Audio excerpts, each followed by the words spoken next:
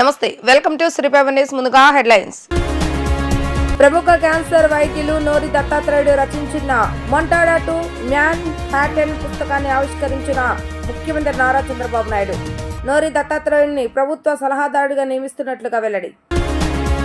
మంగళగిరిలో ఉచిత electrical bus సేవలు, 2.4 కోట్ల విలువైన బస్సులు సమకూర్చిన మెగా ఇంజనీరింగ్.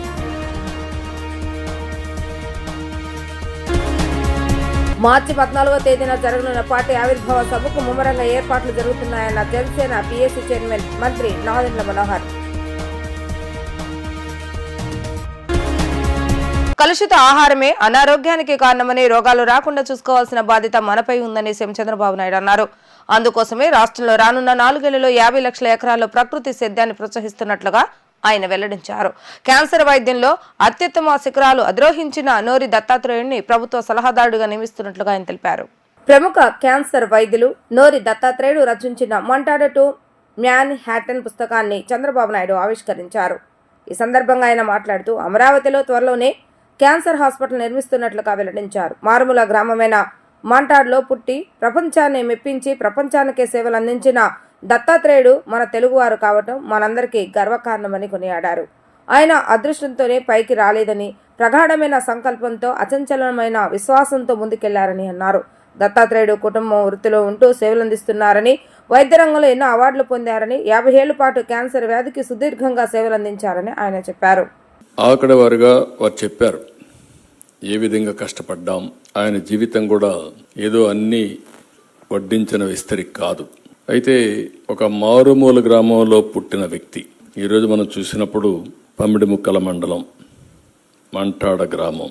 ఆయన ఇక్కడ పుట్టి అమెరికానే కాకుండా ఆయన మాటల్లో మనం విన్నాం, ప్రపంచాన్నే మెప్పించిన డాక్టర్, ప్రపంచానికి సేవలందించిన డాక్టర్ మనవాడు కావడం, నోరి దత్తాత్రేయుడు కావడం మనందరికీ గర్వకారణం. ఒక్కోసారి ఏదో అదృష్టం వచ్చేసింది అనుకుంటాం, కాదు. ఏదో రొటీన్గా పైకి వచ్చింది కాదు. ఒక ప్రగాఢమైన సంకల్పం.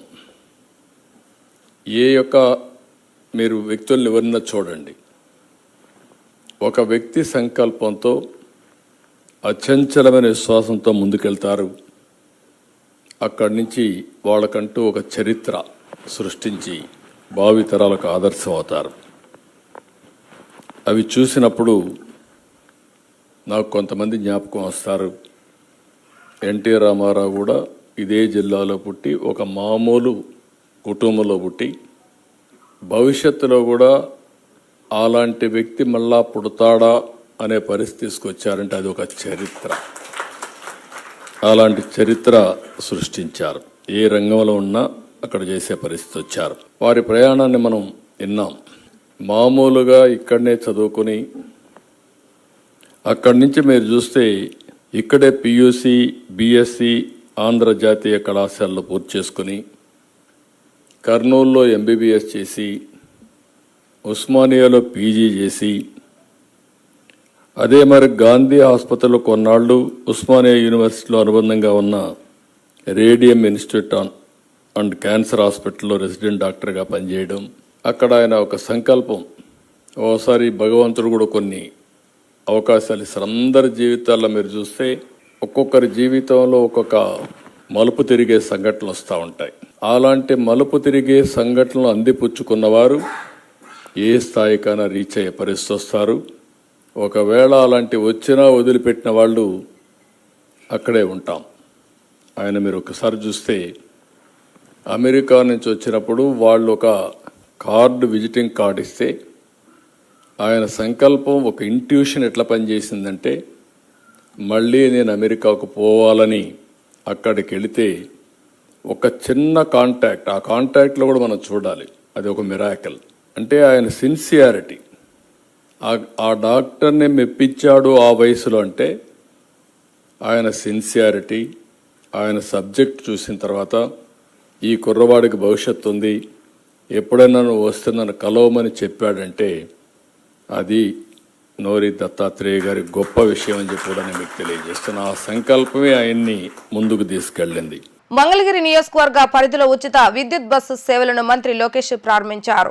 ఎయిమ్స్ హాస్పిటల్ పానకాల లక్ష్మీ నరసింహస్వామి ఆలయానికి వచ్చే భక్తుల కోసం వీటిని ఏర్పాటు చేశారు. సిఎస్ఆర్ నిధుల నుంచి బస్సులను సమకూర్చారని మెగా ఇంజనీరింగ్ అండ్ ఇన్ఫ్రాస్ట్రక్చర్ మంత్రి లోకేష్ కోరారు.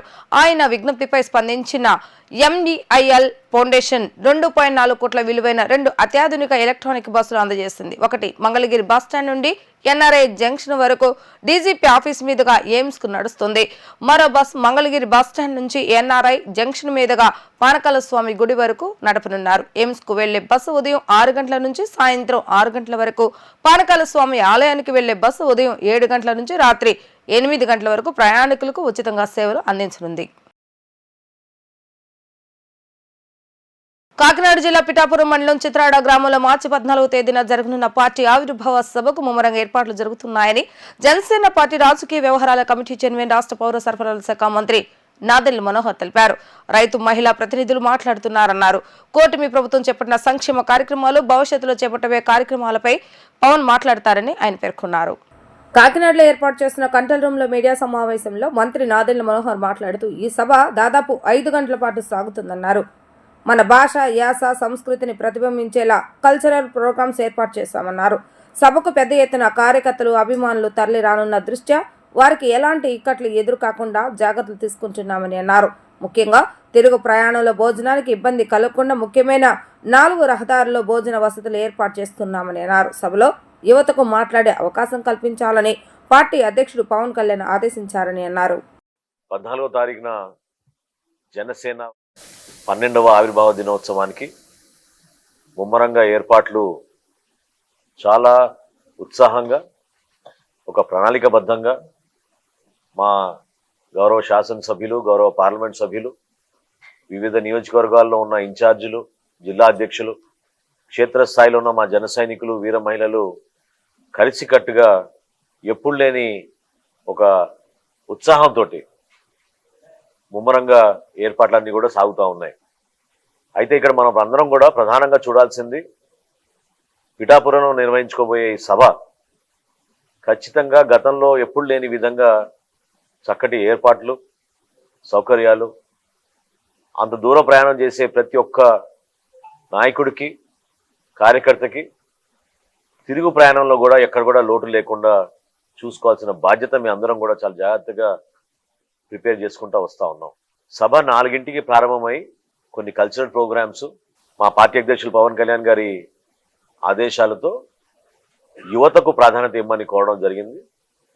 సో రాష్ట్ర నలుమూల నుంచి కొంతమంది సెలెక్ట్ చేసి మహిళా సమస్యలపైన, వ్యవసాయం గురించి, అదేవిధంగా రైతులు పడుతున్న కష్టాల గురించి, క్షేత్రస్థాయిలో యువత ఏదైతే ఆశిస్తున్నారో రాబోయే రోజుల్లో ఎటువంటి పరిపాలన వారికి మరింత అభివృద్ధి, సంక్షేమం చేపడుతుందో ఒక భరోసా ఇచ్చే విధంగా చేయాల్సిన కార్యక్రమాల గురించి యువతకు ఒక మంచి వేదిక ఈ ఆవిర్భావ దినోత్సవం ఉండాలని మా ప్రెసిడెంట్ గారు కోరారు.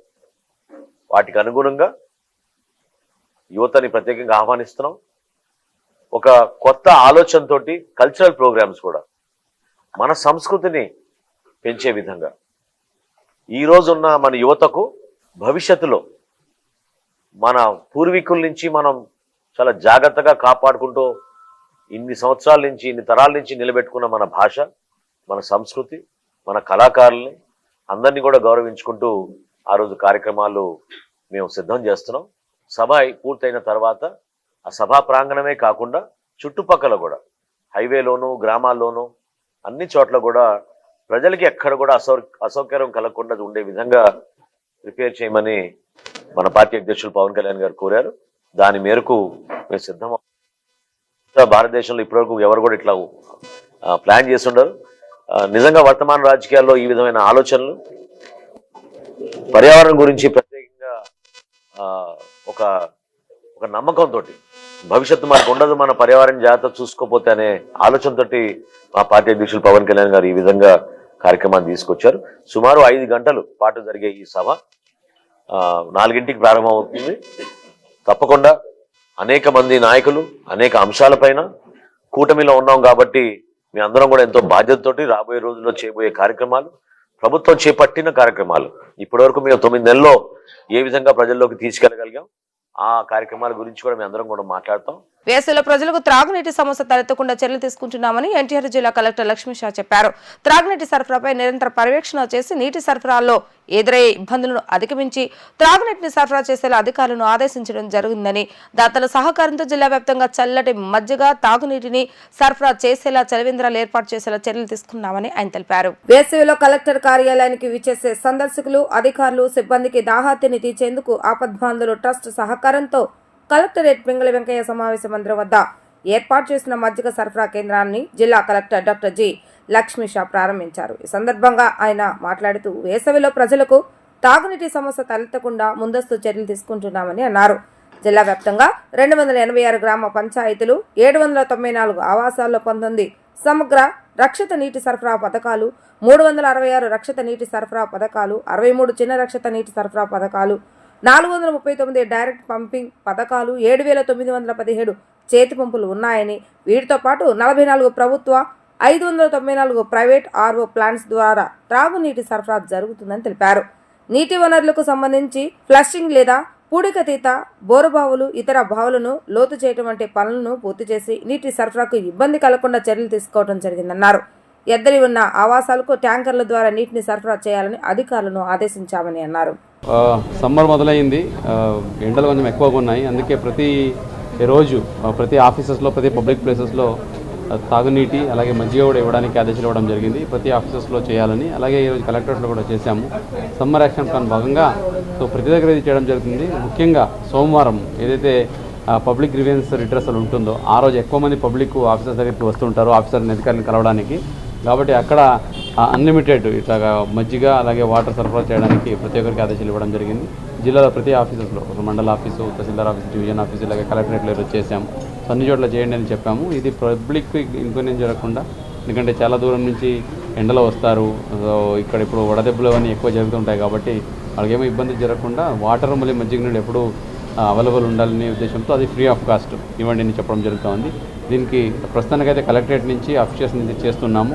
దీనికైనా దాతలు కూడా ముందుకు వచ్చి సహకరిస్తే బాగుంటుంది. సో దీనికి కూడా ఇన్విటేషన్ నేను ఎక్స్టెండ్ చేస్తున్నాను. Thank you. ఎక్కడైతే తిరువూరు ఏరియాలో ఉందో సో అక్కడ వాటర్ తక్కువగా ఉంటుంది. ఇక్కడైతే కిడ్నీ ప్రాబ్లమ్స్ జరుగుతున్నాయి, అక్కడ ఆల్రెడీ ట్రాన్స్పోర్టేషన్ జరుగుతూ ఉంది.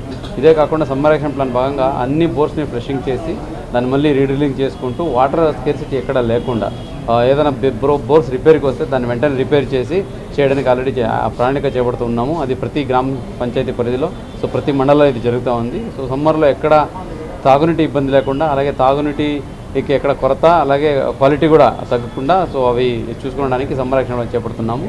మార్చి 19న మల్లవెల్లి పరిశ్రమను మంత్రి నారా లోకేష్ ప్రారంభించనున్నారని గన్నవరం ఎమ్మెల్యే యార్లగడ్డ వెంకట్రావు తెలిపారు. మరో 420 పరిశ్రమలు రాబోతున్నాయని, 479 ఎకరాల అసైన్డ్ భూములు గుర్తించామని, సాగులో ఉన్న రైతులకు సరైన నష్టపరిహారం అందజేసేందుకే ప్రభుత్వం కృషి చేస్తుందని ఆయన వెల్లడించారు. విజయవాడ రూరల్ మండలంలోని పాతపాడు, మంగళాపురం, అప్పారావుపేట గ్రామాల్లో గోకులం షెడ్లను ఎమ్మెల్యే యార్లగడ్డ వెంకట్రావు ప్రారంభించారు. ఈ కార్యక్రమంలో కూటమి నాయకులు భారీ సంఖ్యలో పాల్గొన్నారు. ఈ సందర్భంగా ఎమ్మెల్యే మాట్లాడుతూ గోకులం షెడ్లు ఇప్పటికే పూర్తయినప్పటికీ ఎన్నికల నియమావళి కారణంగా ప్రారంభం ఆలస్యమైందని ఆయన తెలిపారు. లబ్ధిదారులు 10% ఖర్చు వహించగా మిగతా 90% సబ్సిడీగా ప్రభుత్వం అందజేసినట్లుగా వివరించారు. ప్రభుత్వ ప్రజా సంక్షేమాన్ని దృష్టిలో ఉంచుకొని అభివృద్ధి పథకంలో ముందుకెళ్తుందని ఆయన తెలిపారు. కూటమి ప్రభుత్వంపై విమర్శలు చేసే ముందు ప్రతిపక్ష పార్టీలు రాష్ట్ర భవిష్యత్తు కోసం ఆలోచించాలని సూచించారు. ప్రజల కోసం పనిచేయటమే ఏ పార్టీ అయినా ముందు తీసుకోవాల్సిన ధ్యేయమని పేర్కొన్నారు. పవన్ కళ్యాణ్, లోకేష్ పై విమర్శలు చేస్తే ప్రతిపక్షానికి ప్రయోజనం ఉండదని వ్యాఖ్యానించారు. జగన్ ప్రభుత్వ హయాంలో పవన్ కళ్యాణ్ ను ఆంధ్రప్రదేశ్ సరిహద్దులో 1 గంట కూడా ఆపలేకపోయారని గుర్తు చేశారు. గతంలో అశోక్ లేలాండ్ కంపెనీ గన్నవరం నుంచి వెళ్లిపోయిందని, అయితే మళ్లీ మల్లవెల్లిలో ఏర్పాటు చేయడానికి సిద్ధమైందని వెల్లడించారు. మార్చి 19న మంత్రి లోకేష్ చేతుల మీదుగా ఈ పరిశ్రమ ప్రారంభం కానుందని, మల్లవెల్లి ప్రాంతం పూర్తిగా మారిపోనుందని తెలిపారు. మరో 420 పరిశ్రమలు రాబోతున్నాయని, 479 ఎకరాల అసైన్డ్ భూములను గుర్తించామని, సాగులో ఉన్న రైతులకు సరైన నష్టపరిహారం అందజేసేందుకు ప్రభుత్వం కృషి చేస్తుందని పేర్కొన్నారు. యువతకు ఉద్యోగ అవకాశాలు కల్పించడమే తమ లక్ష్యమని, పరిశ్రమలను ప్రోత్సహించడం రాజకీయ నాయకుడిగా తన ప్రాథమిక ధర్మమని ఎమ్మెల్యే యార్లగడ్డ వెంకట్రావు స్పష్టం చేశారు. ఈ గోకులం షెడ్లు ఎప్పుడో కంప్లీట్ అయినాయి, కానీ ఎలక్షన్ కోడ్ ఉండటం వల్ల ఇప్పుడు దాకా ఓపెన్ చేయాల. ఈ గ్రామంలో 2,30,30,000 పెట్టి దీనికి ఈ రైతు సోదరుడికి కానీ పక్కన మంగళాపురంలో కానీ పక్కన పాతపాడులో కానీ మొత్తం 3 గోకులం షెడ్లు వాళ్ళు పెట్టుకున్న పరిస్థితి. 10% ఫార్మర్ పెట్టుకుంటాడు, మిగతా 90% గవర్నమెంట్ ఇస్తే త్వరలో వాళ్ళకి నిధులు కూడా వాళ్ళ ఖాతాల్లో మంజూరు అవుతాయి. ఈ పథకం ఏర్పాటు చేసినందుకు ప్రభుత్వానికి వీళ్ళు ధన్యవాదాలు తెలియజేస్తున్నారు. రాబోయే కాలంలో ఈ ప్రభుత్వం ప్రజా సంక్షేమమే లక్ష్యంగా అభివృద్ధి ధ్యేయంగా పనిచేస్తున్నట్లు ఏమాత్రం సందేహం లేదు. పనిచేయటానికి ఉన్న ప్రభుత్వాన్ని విమర్శలు చేసే విషయంలో కొంచెం ఆలోచించి చేస్తే బాగుంటుందని ప్రతిపక్ష పార్టీకి కూడా చెప్తుంది. ప్రతిపక్ష పార్టీ కూడా ఆంధ్రప్రదేశ్ రాష్ట్ర రాజకీయాల కోసం, ఆంధ్రప్రదేశ్ రాష్ట్ర ప్రయోజనాల కోసం పనిచేసిన అవసరం ఉంది. రాజకీయాల్లో ఏ పార్టీ అయినా అంతిమంగా ప్రజాసేవ లక్ష్యంగా పనిచేసే పరిస్థితి స్వాతంత్రం వచ్చినప్పటి నుంచి జరిగే పరిస్థితి.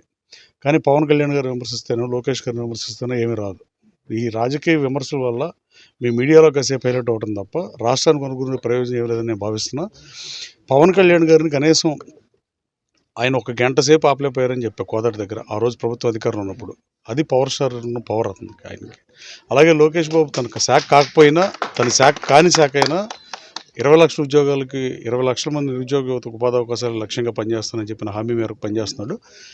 మీకు గుడ్ న్యూస్ ఏంటంటే గన్నవరం కాన్స్టిట్యున్సీలో అశోక్ లేలాండ్ కంపెనీ గతంలో పారిపోయిన పరిస్థితి. నేను ఎన్నికల 6 నెలల ముందు అశోక్ లేలాండ్ తీసుకొస్తానని చెప్పి మీకే చెప్పా, మీరే కవర్ చేశారు. అది కూడా అశోక్ లేలాండ్ రాబోతున్న ప్రారంభానికి సిద్ధంగా ఉంది. 19వ తారీఖు సాయంత్రం 5 గంటలకి గౌరవ మంత్రి లోకేష్ బాబు చేతుల మీదుగా అశోక్ లేలాండ్ ప్రారంభం అవబోతుంది. మల్లవల్లి దశ మారబోతుంది. మల్లవల్లిలో 420 కంపెనీలు 18 మాసాల్లో రాబోతున్నాయి. 479 ఎకరాల అసైన్ ల్యాండ్ అధికారులతో మాట్లాడే వాళ్ళకు కూడా ఎవరైతే ఏలుబడిలో ఉన్నారో రైతులకి అంతకుముందు 7.5 లక్షలు ఇచ్చినప్పుడు కొన్ని స్కాములు జరిగిన పరిస్థితి మీకు కూడా తెలిసిందే. వాటిని సరిచేయాల్సిన అవసరం ఉందని కొంతమంది దగ్గర ఆర్గ్యుమెంట్ నడుస్తున్నాయి. ఇప్పుడున్న 479 ఎకరాల్లో కూడా కొంతమంది సాగుబడిలో ఉన్న రైతులకు 7.5 లక్షలు 10 లక్షలు ఎంతో కొంత ఇచ్చి దాన్ని కూడా ఎక్వైర్ చేసి పారిశ్రామికకి అటాచ్ చేస్తున్నాం. 183 మంది ఔత్సాహిక పారిశ్రామికవేత్తలు దాదాపు 300 కోట్లు పెట్టుబడి పెడతాం, 100 కోట్లు పెట్టుబడతామని నా చుట్టూ వాళ్ళు తిరిగే పరిస్థితి ఫీల్ గుడ్ ఫ్యాక్టరీ రాష్ట్రంలో ఉంది. అలాగే రాబోయే కాలంలో గన్నవరం నియోజకవర్గ బాపులపాడు మండలం దశ మారబోతుంది. 15,000 మందికి ఉద్యోగాలు అని చెప్పి దాదాపు చంద్రబాబు నాయుడు గారు విజన్ 2047 డాక్యుమెంట్లో 30,000 ఉద్యోగాలు ఇస్తామని చెప్పిన పరిస్థితి. నేను 15,000 ఉద్యోగాలు పోతే ఓటాడమని చెప్పా గన్నవరం కాన్స్టిట్యున్సీలో. దాదాపు నేను జాబ్ మేళల రూపంలో కానీ మల్లవల్లి పారిశ్రామికలో కానీ ఎక్కడైనా కానీ 6,800 మందికి ఇప్పటికే ఉద్యోగాలు ఇచ్చిన పరిస్థితి. రాబోయే కాలంలో రాజకీయాలు తక్కువ చేస్తా, అభివృద్ధి ఎక్కువ చేస్తా, ప్రజల జీవన ప్రమాణాలు పెంచడానికి పనిచేస్తా, యువతకు ఉపాధి అవకాశాలు కల్పిస్తున్న లక్ష్యంగా పరిశ్రమలు తీసుకోవడమే ప్రాథమిక ధర్మంగా భావిస్తూ రాజకీయాలు చేస్తానని మీకు ద్వారా తెలియజేస్తున్నాను. Thank you. BRS working president మాజీ మంత్రి కేటీఆర్ పై ఏపీ టీడీపీ నేత బుద్ధ వెంకన్న ఫైర్ అయ్యారు. ఏపీకి కూడా పెట్టుబడులు వచ్చాయని, తెలంగాణ రాలేదు అంటూ, తమ రాష్ట్రాన్ని చిన్నచూపు చూస్తావా అంటూ ఫైర్ అయ్యారు. ఏపీకి చంద్రబాబు నాయుడు అనే బ్రాండ్ ఉందని, ప్రపంచ దేశాలు ఆయన్ను చూసి ఏపీకి వస్తాయని అన్నారు. బీఆర్ఎస్ వర్కింగ్ ప్రెసిడెంట్ మాజీ మంత్రి కేటీఆర్ పై ఏపీ టీడీపీ నేత బుద్ధ వెంకన్న తీవ్ర స్థాయిలో మండిపడ్డారు. తన కార్యాలయంలో ఏర్పాటు చేసినటువంటి విలేకరుల సమావేశంలో ఆయన మాట్లాడుతూ, తెలంగాణ ప్రజలు బుద్ధి చెప్పిన కేటీఆర్ కు వెకిలి మాటలు, వెకిలి చేష్టలు పోలేదన్నారు. ఎన్నికల ముందు చంద్రబాబు నాయుడు అరెస్టు సమయంలో ఇలాగే వాగారని, అక్కడ కార్యక్రమాలు చేస్తుంటే అడ్డుకొని వెకిలిగా కేటీఆర్ మాట్లాడారన్నారు. పక్క రాష్ట్రంలో చేసుకోండి అన్నందుకు మీ ప్రభుత్వం కుప్పకూలిపోయిందన్నారు. మీ పార్టీ తుడిచిపెట్టుకోవడానికి కేటీఆర్ వెకిలిగా మాట్లాడటమే కారణమని, గతంలో కేసీఆర్ కూడా ఇలా నోరు పారేసుకుంటేనే ప్రజలు బుద్ధి చెప్పారన్నారు. జగన్ వంటి అవినీతి పరుడితో జతకట్టిన నువ్వు కూడా మాకు నీతులు చెప్పేవాడేవా అని ఫైర్ అయ్యారు. ఏపీపై నోరు పారేసుకుంటున్న కేటీఆర్, నీ నోరు జాగ్రత్తగా ఉంచుకో, తెలంగాణలో బీఆర్ఎస్ కు దిక్కులేదు, మీరు ఏపీ గురించి మాట్లాడుతున్నారంటూ విరుచుకుపడ్డారు. ఏపీకి కూడా పెట్టుబడులు వచ్చాయని, తెలంగాణ రాలేదు అంటూ తమ రాష్ట్రాన్ని చెన్నుచూపు చూస్తావా అంటూ ఫైర్ అయ్యారు. ఏపీకి చంద్రబాబు నాయుడు అనే బ్రాండ్ ఉంది, ప్రపంచ దేశాలు ఆయన్ను చూసి ఏపీకి వస్తున్నాయని, చంద్రబాబు నాయుడును అరెస్ట్ చేస్తే 100 దేశాల్లో నిరసన చేశారని, అది ఆయన స్టామినా అని చెప్పుకొచ్చారు. ఇలాగే నోటి దొరతో ప్రభుత్వం పోయిందని, ఇలాగే ఉంటే సిరిసిల్లలో కూడా గెలవరని హెచ్చరించారు. చంద్రబాబు నాయుడు పాలన గురించి జాతీయ అంతర్జాతీయ స్థాయిలో ఒక ఇమేజ్ ఉందంటూ తెలిపారు. కేటీఆర్ లాంటి వాళ్ళు ఏదో వాగారని, ఆయన గొప్పతనం తగ్గదు అని అన్నారు. చంద్రబాబు నాయుడు గురించి మీకు తెలియదేమో, మీ నాన్నకు తెలుసు అంటూ ఆయన అన్నారు. కేటీఆర్కి చంద్రబాబు గారి దెబ్బతో ప్రభుత్వం పడిపోయిన ఇంకా ఎకిలి మాటలు, ఎకిలి చేష్టలు పోలా. గత తెలంగాణలో ఎన్నికల ముందు చంద్రబాబు గారిని అరెస్ట్ అయితే అక్కడ కార్యక్రమాలు చేస్తుంటే ఆ కార్యక్రమాలని అడ్డుకొని ఎకిలిగా మాట్లాడినటువంటి కేటీఆర్, ఈ రాష్ట్రంలో కాదు పక్క రాష్ట్రంలో చేసుకోండి, అని ఒకే ఒక్క మాటకి నీ ప్రభుత్వం గొప్ప కూలిపోయింది. ఖమ్మం జిల్లాలో కానీ, మహబూబ్నగర్ జిల్లాలో కానీ, అలాగే ఆంధ్రాకి బోర్డర్ అయినటువంటి నల్లగొండ జిల్లాలో కానీ నీ పార్టీ పూడ్చిపెట్టిపోవడానికి ముఖ్య కారణం చంద్రబాబు నాయుడు గారి మీద ఇకిలీగా మాట్లాడమే కేటీఆర్. అలాగే నీ తండ్రి ఒకసారి చంద్రబాబు నాయుడికి హిందీ భాష రాదు, ఇంగ్లీష్ బాగా రాదు అని మాట్లాడాడు. చంద్రబాబు నాయుడు కటౌట్ చాలు, భారతదేశం కాదు ప్రపంచ దేశాల్లో చంద్రబాబు నాయుడు గారి కటౌట్ చాలు. ఇప్పుడు ఇవన్నీ ఎందుకు చెప్తున్నానంటే, మొన్న పెట్టుబడుల గురించి మాట్లాడుతూ నువ్వు ఆఖరికి ఆంధ్రప్రదేశ్ కూడా వచ్చినాయి కానీ ఇక్కడ రాలేదన్నాం. ఆఖరికి ఆంధ్రప్రదేశ్ ఏంటి పెట్టడం అంటే మీరు అనవసరంగా కిరుక్కుంటున్నారు. మీరు చంద్రబాబు నాయుడు గారి పేరెత్తి, రాష్ట్రం పేరెత్తి. ఒకసారి అలాగే జగన్మోహన్ రెడ్డి ఇంటికి వెళ్ళాం. జగన్మోహన్ రెడ్డి మా అన్న ఏ కలిస్తే తప్పేంటి అన్నాం. ఏమైంది ఇప్పుడు? మీరు మీ రాష్ట్రంలో మీ రాజకీయాలు మీరు చేసుకోండి. చంద్రబాబు నాయుడు గారే పరిపాలిస్తున్నటువంటి ఆంధ్రప్రదేశ్ని నోటి ద్వారా ఏదన్నా వాగారనుకోండి, మీకు ప్రజలు తగిన శాస్త్ర చేస్తారు. మీ దగ్గర కలిసినటువంటి 39 మంది ఎమ్మెల్యేలు కూడా అందులో దాదాపు 15 మంది ఏదైతే మా వాడు గాంధీ కానీ, ఎమ్మెల్యే గాంధీ కానీ, అది ఇంకా చాలామంది మిత్రులు ఉన్నారు. వాళ్ళందరూ గెలిచారంటే ఆ రోజు నువ్వు అందరూ తప్పని ప్రజల్లోకి తీసుకెళ్ళి చంద్రబాబు నాయుడు గారిని కేటీఆర్ అన్న తప్పు, చంద్రబాబు నాయుడు గారు అరెస్టుని ఖండించారు కాబట్టి గెలిచారు వాళ్ళందరూ. నాకు నీకు 39 సీట్లు కూడా వచ్చాయి కావు. రాష్ట్రంలో కొత్తగా ఏర్పడిన జిల్లాలో ఇంటిగ్రేటెడ్ కలెక్టరేట్ల నిర్మాణం చేస్తామని మంత్రి అనగాని సత్యప్రసాద్ అసెంబ్లీలో ప్రకటించారు. గత ప్రభుత్వం కొత్త కలెక్టరేట్ల నిర్మాణంపై దృష్టి సారించకుండా పార్టీ కార్యకలాపాల నిర్మాణానికి ప్రాధాన్యత ఇచ్చిందని విమర్శించారు. జిల్లాల విభజనలో అప్పటి పాలకులు అనుసరించిన తీరుతో ప్రజలు అసంతృప్తి ఏర్పడిందని, వాటిని సరిచేయడానికి ప్రస్తుత ప్రభుత్వం చర్యలు తీసుకుంటుందంటూ ఆయన స్పష్టం చేశారు.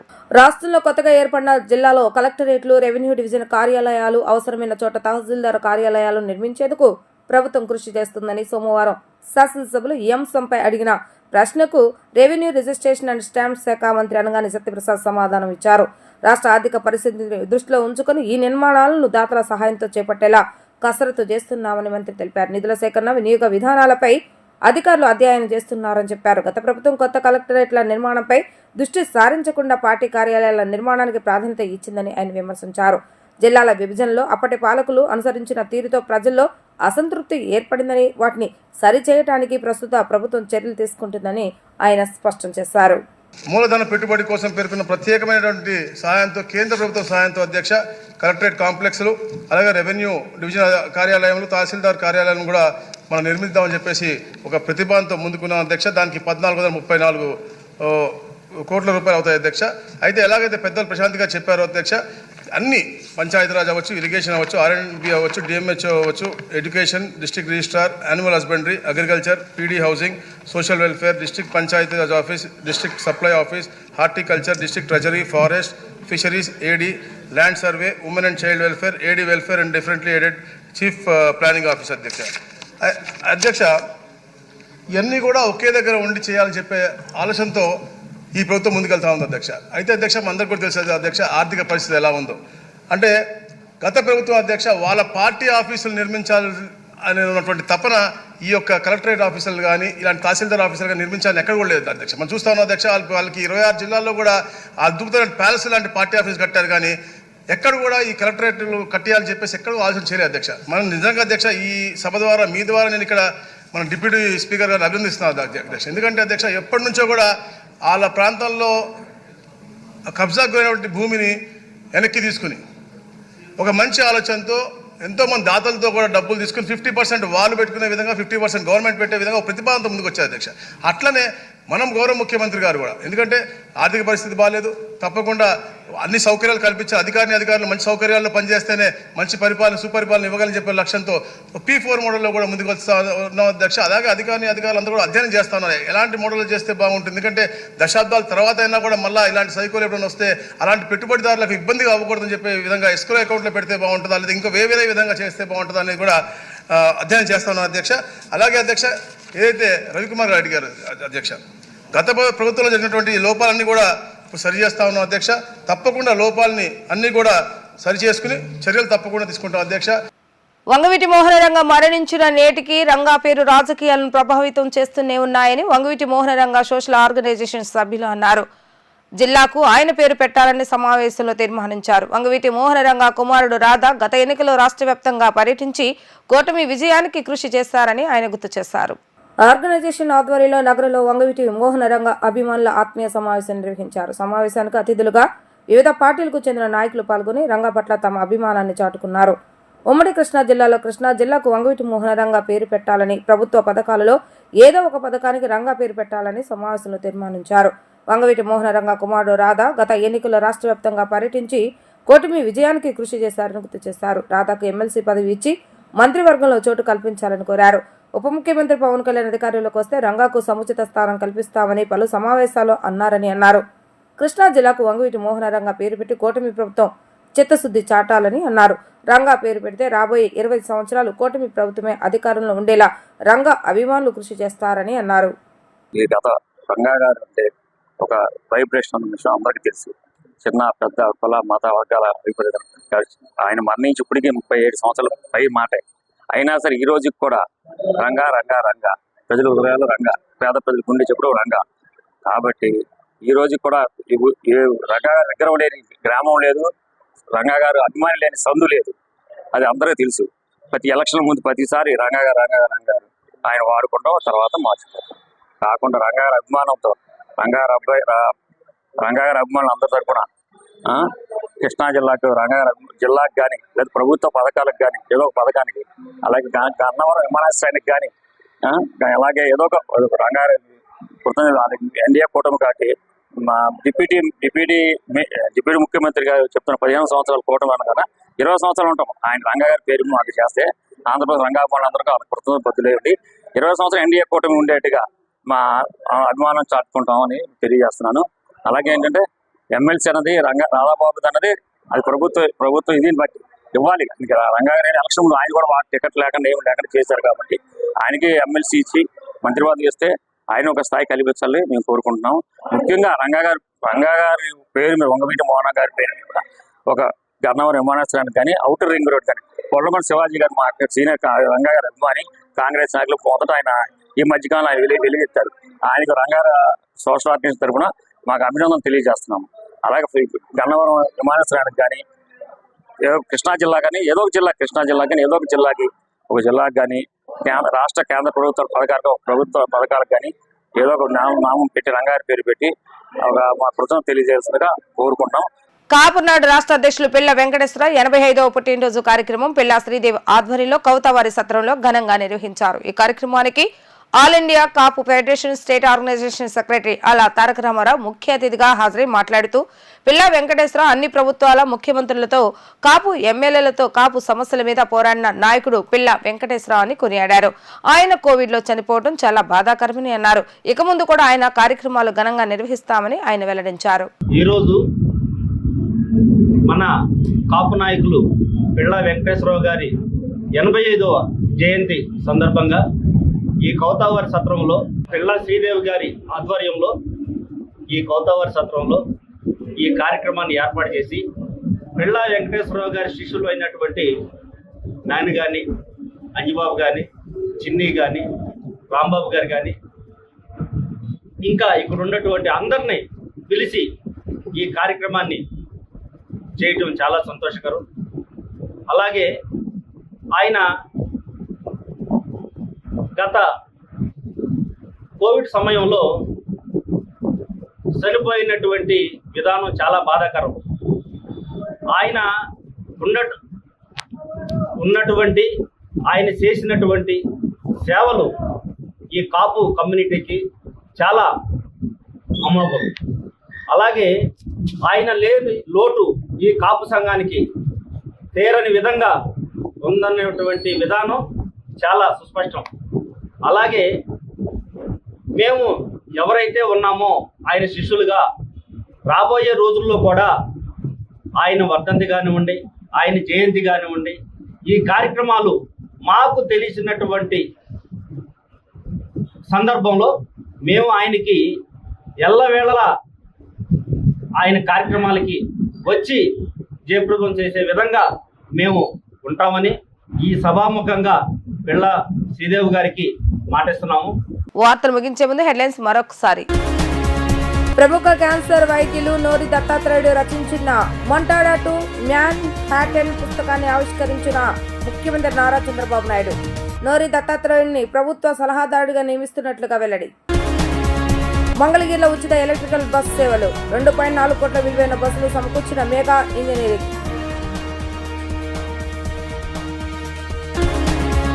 మార్చి 14వ తేదీన జరగనున్న పార్టీ ఆవిర్భావ సభకు ముమ్మరంగా ఏర్పాట్లు జరుగుతున్నాయన్న జనసేన పిఎస్సి చైర్మన్ మంత్రి నాదెండ్ల మనోహర్. ఇవి రోజు వార్తా విశేషాలు. మరలా తిరిగి ప్రసారమే వార్తలు మళ్ళీ కలుద్దాం. అందరికీ సెలవు. నమస్కారం.